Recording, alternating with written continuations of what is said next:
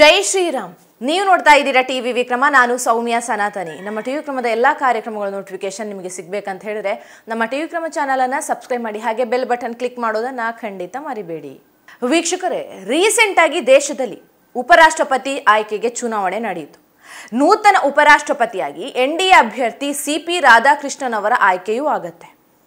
ವಿಪಕ್ಷಗಳು ಪಾಪ ಕನಸು ಕಾಣ್ತಾ ಇದ್ರು, ಚಂದ್ರಬಾಬು ನಾಯ್ಡು ಸಪೋರ್ಟ್ ಮಾಡ್ತಾರೆ, ನಿತೀಶ್ ಕುಮಾರ್ ಬೆಂಬಲ ನೀಡ್ತಾರೆ ಅಂತ. ಆದರೆ ಯಾರು ಕೈ ಹಿಡಿಯಲಿಲ್ಲ. ಇಲ್ಲಿ ಇನ್ನೊಂದು ಮಜಾ ಏನಂದ್ರೆ, ವಿರೋಧ ಪಕ್ಷಗಳ ವೋಟ್ಗಳು ಕೂಡ NDA ಕಡೆ ಕ್ರಾಸ್ ವೋಟಿಂಗ್ ಆಗತ್ತೆ. ಅವರದ್ದೇ ವೋಟುಗಳನ್ನು ಅವರಿಗೆ ಭದ್ರ ಮಾಡ್ಕೊಳ್ಳೋಕೆ ಆಗಲಿಲ್ಲ ಪಾಪ. ಇದು ಹಳೆಯ ಕತೆ. ಈಗ ಯಾಕಂದ್ರೆ ಅಲ್ಲೇ ಇರೋದು ಇಂಟ್ರೆಸ್ಟಿಂಗ್ ವಿಷಯ. ಅವತ್ತು 15 ವೋಟುಗಳು ಕ್ರಾಸ್ ವೋಟಿಂಗ್ ಆದಾಗ ರಿಸಲ್ಟ್ ಬರೋಕ್ಕೂ ಮುನ್ನ ರಾಹುಲ್ ಗಾಂಧಿಗೆ ಕಾಂಗ್ರೆಸ್ ವರಿಷ್ಠರೊಬ್ಬರು ಕಾಲ್ ಮಾಡಿದ್ರು. ಕಾಲ್ ಮಾಡಿದಂಥ ವರಿಷ್ಠರು ರಾಹುಲ್ ಗಾಂಧಿ ಜೊತೆ ತುಂಬಾ ಮುಖ್ಯವಾದ ವಿಷಯ ಹೇಳ್ತಾರೆ. ಆ ವಿಷಯ ಕೇಳಿದ ಮೇಲೆ ರಾಹುಲ್ ಗಾಂಧಿ ಕಾಂಗ್ರೆಸ್ನ ನಾಯಕನಾಗಿ ತುಂಬಾ ಅಲರ್ಟ್ ಆಗಲೇಬೇಕಾಗಿತ್ತು, ಗಂಭೀರದಿಂದ ಹೆಜ್ಜೆ ಇಡಬೇಕಾಗಿತ್ತು.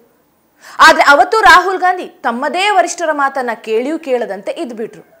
ಜೊತೆಗೆ ಆ ವರಿಷ್ಠರಿಗೆ ಹೇಳ್ತಾರೆ, ಈ ತರಹದ ವಿಷಯಗಳನ್ನು ನನ್ನ ಹತ್ರ ಬಂದು ಹೇಳಬೇಡಿ, ನನಗೆ ಇದೆಲ್ಲ ನಂಬಿಕೆ ಇಲ್ಲ ಅಂತ. ಆದರೆ ಈಗ ಅವತ್ತು ಆ ವರಿಷ್ಠರು ಹೇಳಿದ ಮಾತು ನಿಜ ಆಗ್ಬಿಟ್ಟಿದೆ. ರಾಹುಲ್ ಗಾಂಧಿಗೆ 2025ರ ಅಂತ್ಯದ ವೇಳೆ ದೊಡ್ಡ ಶಾಕ್ ಇದಾಗಿದೆ. ಅಷ್ಟಕ್ಕೂ ರಾಹುಲ್ ಗಾಂಧಿ ಯಾಕೆ ಅವರ ಮಾತನ್ನ ಕೇಳಿಯೂ ಸುಮ್ಮನಾಗಿದ್ರು? ಈಗ ಅದರಿಂದ ಯಾವ ರೀತಿಯ ಎಫೆಕ್ಟ್ ಆಗಿದೆ ಡೀಟೇಲ್ ಆಗಿ ನೋಡ್ತಾ ಹೋಗೋಣ. ಉಪರಾಷ್ಟ್ರಪತಿ ಎಲೆಕ್ಷನ್ ಅಲ್ಲಿ ವಿರೋಧ ಪಕ್ಷಗಳ 15 ಸಂಸದರು ಕ್ರಾಸ್ ವೋಟಿಂಗ್ ಮಾಡಿದ್ದಾರೆ. ಹಾಗೆ 15 ಸಂಸದರ ವೋಟ್ ಅಸಿಂಧು ಆಗತ್ತೆ. ಮೂಲಗಳ ಪ್ರಕಾರ ಅವತ್ತು ದಕ್ಷಿಣ ಭಾರತದ ಒಂದಷ್ಟು ಸಂಸದರು ಬೇಕಂತಲೇ ತಮ್ಮ ವೋಟುಗಳನ್ನು ಅಸಿಂಧುಗೊಳಿಸಿದ್ರು ಅಂತ ಹೇಳಲಾಗತ್ತೆ. ಕೆಲವರಂತೂ ಎದುರೇ ಕ್ರಾಸ್ ವೋಟಿಂಗ್ ಮಾಡ್ತಾರೆ. 15ರಲ್ಲಿ 11 ಕ್ರಾಸ್ ವೋಟಿಂಗ್ ಆಗಿತ್ತು. ಈ ತರಹ ಕ್ರಾಸ್ ವೋಟಿಂಗ್ ಆಗೋದು, ಅಸಿಂಧು ಆಗೋದು ಫಸ್ಟ್ ಟೈಮ್ ಏನಲ್ಲ, ತುಂಬಾ ಸಲ ನಡೆದಿದೆ. ಮೊದಲೇ ಹೇಳಿದ್ವಲ್ಲ, ಆಗ ರಾಹುಲ್ ಗಾಂಧಿಗೆ ಒಬ್ಬರು ಕಾಂಗ್ರೆಸ್ ವರಿಷ್ಠರು ಕಾಲ್ ಮಾಡಿದ್ರು ಅಂತ. ಅವರು ಅವತ್ತು ರಾಹುಲ್ ಗಾಂಧಿಗೆ ಸ್ಪಷ್ಟವಾಗಿ ಹೇಳ್ತಾರೆ, ಇದು ಕೇವಲ ಕ್ರಾಸ್ ವೋಟಿಂಗ್ ವಿಷಯ ಅಲ್ಲ, ಕಾಂಗ್ರೆಸ್ ಒಳಗೆ ಬಂಡಾಯದ ಸಿದ್ಧತೆ ನಡೀತಾ ಇದೆ ಅಂತ ಹೇಳ್ತಾರೆ. ಜೊತೆಗೆ ಅವರು ಕ್ರಾಸ್ ವೋಟಿಂಗ್ ನಡೆಸಿ ಬಂಡಾಯ ಏಳೋದಕ್ಕೆ ಹೊರಟಿರೋ ಸಂಸದರ ಹೆಸರನ್ನು ಕೂಡ ಹೇಳ್ತಾರೆ. ಆದರೆ ರಾಹುಲ್ ಗಾಂಧಿ ಗೊತ್ತಲ್ಲ, ಯಾವುದನ್ನ ಸೀರಿಯಸ್ ಆಗಿ ತೆಗೆದುಕೊಳ್ಳದಂಥ ಮನುಷ್ಯ. ಅವತ್ತು ಆ ವರಿಷ್ಠರು ಹೇಳಿದ ಮಾತನ್ನ ನೆಗ್ಲೆಕ್ಟ್ ಮಾಡ್ತಾರೆ, ಕಿವಿಗೆ ಹಾಕೊಳ್ಳೋದಿಲ್ಲ. ಈಗ ಮಜಾ ಏನಂದ್ರೆ, ಅವತ್ತು ಅವ್ರು ಹೇಳ್ದಂಗೆ ಇವತ್ತು ಆ ಸಂಸದರು ಬಹಿರಂಗವಾಗಿ ಬಂಡಾಯ ಘೋಷಣೆ ಮಾಡಿದ್ದಾರೆ. ಈಗ ಬರ್ತಿರುವಂಥ ಸುದ್ದಿಗಳ ಪ್ರಕಾರ 28 ಕಾಂಗ್ರೆಸ್ ಸಂಸದರು ರಾಹುಲ್ ಗಾಂಧಿಯ ವಿರುದ್ಧ ಬಂಡಾಯ ಏಳೋದಕ್ಕೆ ಸಿದ್ಧರಾಗಿದ್ದಾರೆ. ಇತ್ತೀಚೆಗೆ ಇದರ ಬಗ್ಗೆ ಸೀಕ್ರೆಟ್ ಮೀಟಿಂಗ್ಗಳು ಕೂಡ ನಡೆದಿದೆ. ಅದರಲ್ಲಿ ಅವರೆಲ್ಲ ಡಿಸೈಡ್ ಮಾಡಿದಾರಂತೆ, ಜೊತೆಯಾಗಿ ನಾವು ಪಕ್ಷವನ್ನ ಬಿಡೋಣ ಅಂತ. ಅದಕ್ಕೂ ಮೊದಲು ರಾಹುಲ್ ಗಾಂಧಿಗೆ ಕೊನೆಯದಾಗಿ ಒಂದು ಬೇಡಿಕೆಯನ್ನ ಕಳಿಸಿದ್ದಾರೆ. ಕಾಂಗ್ರೆಸ್ ಪಕ್ಷದಲ್ಲಿ ಈಗ ಇಷ್ಟೆಲ್ಲ ನಡೀತಾ ಇದೆ, ಈ ಸುದ್ದಿಗಳು ಈಗ ಲೀಕ್ ಆಗಿ ಹೊರಗೆ ಬರ್ತಾ ಇದೆ. ನೋಡಿ, ರಾಹುಲ್ ಗಾಂಧಿ ಮೋದಿ ಅವರ ವಿರುದ್ಧ ವೋಟ್ ಚೋರಿ ಅಭಿಯಾನ ಏನೋ ಶುರು ಮಾಡಿದ್ರು. ಆದರೆ ಅದರಲ್ಲಿ ಅವರೇ ತಗ್ಲಾಕೊಳ್ತಾರೆ ಪಾಪ. ರಾಹುಲ್ ಗಾಂಧಿ ಎಲ್ಲರೂ ನನಗೆ ಬೆಂಬಲ ಕೊಡ್ತಾರೆ, ದೇಶದಲ್ಲಿ ದಂಗೆ ಎಬ್ಬಿಸಬಹುದು ಅಂತ ಅನ್ಕೊಂಡಿದ್ರು. ಆದರೆ ಮಮತಾ ಬ್ಯಾನರ್ಜಿ, ಶರದ್ ಪವಾರ್, ಉದ್ಧವ್ ಠಾಕ್ರೆ, MK ಸ್ಟಾಲಿನಿಂದ ಹಿಡಿದು ಅಖಿಲೇಶ್ ಯಾದವ್ ಅವರಿಗೂ ಎಲ್ಲರೂ ಅವರನ್ನ ಒಂಟಿ ಮಾಡಿಬಿಟ್ರು ಪಾಪ. ಅಖಿಲೇಶ್ ಯಾದವ್ ಬಿಹಾರಕ್ಕೆ ಬಂದಿದ್ರು, MK ಸ್ಟಾಲಿನ್ ಬಂದಿದ್ರು ವಿರೋಧ ಪಕ್ಷದ ಒಗ್ಗಟ್ಟು ತೋರ್ಸೋಕೆ. ಆದರೆ ಇವರಾಗ್ಲಿ ಮಮತಾ ಬ್ಯಾನರ್ಜಿ ಆಗಲಿ ವೋಟ್ ಚೋರಿ ಆಗಿದೆ ಅನ್ನೋದಕ್ಕೆ ಒಂದೇ ಒಂದು ಸಾಕ್ಷ್ಯನ ಇದುವರೆಗೂ ಕೊಟ್ಟಿಲ್ಲ ನೋಡಿ.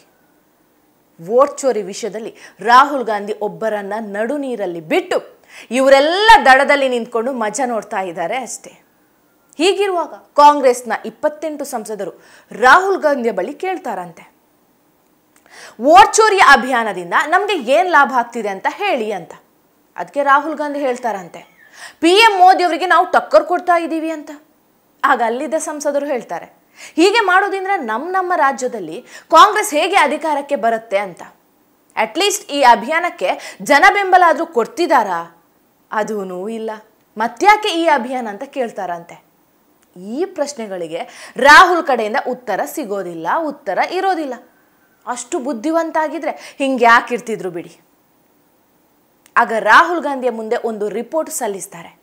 ಅದರಲ್ಲಿ ವೋಟ್ ಚೋರಿ ನಂತರ ಬಿಹಾರದಲ್ಲಿ ಏನಾಗಿದೆ ಅನ್ನೋದನ್ನ ಹೇಳಲಾಗಿತ್ತು. ಬಿಹಾರದಲ್ಲಿ ಕಾಂಗ್ರೆಸ್ಗೆ ಅಂತೂ ಮೊದಲಿನಿಂದ ಹಿಡಿತ ಇರಲಿಲ್ಲ ಬಿಡಿ. ಆದರೆ ಈ ವೋಟ್ ಚೋರಿ ಅಭಿಯಾನದ ನಂತರ RJD ಕೂಡ ಹಿಡಿತ ಕಳ್ಕೊಳ್ತಾ ಇದೆ ಅಂತ ತಿಳಿಸ್ತಾರೆ. ಅದಕ್ಕಾಗಿ ತೇಜಸ್ವಿ ಯಾದವ್ ಮತ್ತೊಮ್ಮೆ ಬಿಹಾರದಲ್ಲಿ ಯಾತ್ರೆಯನ್ನ ಮಾಡ್ತಾ ಇದ್ದಾರೆ.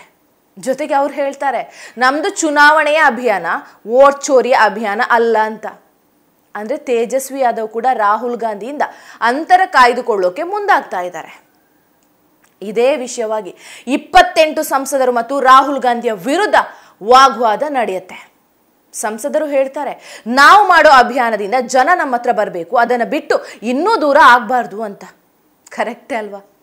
ಹಾಗೆ ಅವರೆಲ್ಲ ಓಪನ್ ಆಗಿ ಹೇಳ್ತಾ ಇದ್ದಾರೆ, ನೀವು ನಿಮ್ಮ ವೋಟ್ ಚೋರಿ ಅಭಿಯಾನವನ್ನು ಕೈ ಬಿಡಿ, ಇಲ್ಲ ನಾವು ನಮ್ಮ ದಾರಿ ನೋಡ್ಕೋಬೇಕಾಗತ್ತೆ ಅಂತ. KC ವೇಣುಗೋಪಾಲ್ ರಾವ್, ಮಲ್ಲಿಕಾರ್ಜುನ ಖರ್ಗೆ, ಜೈರಾಮ್ ರಮೇಶ್ ಅವರು ಅಲ್ಲಿ ಉಪಸ್ಥಿತರಿದ್ದರು. ಅವ್ರು ಹೇಳ್ತಾರೆ, ರಾಹುಲ್ ಗಾಂಧಿ ಜೊತೆ ನಾವು ಮಾತಾಡಿ ಹೇಳ್ತೀವಿ ಅಂತ.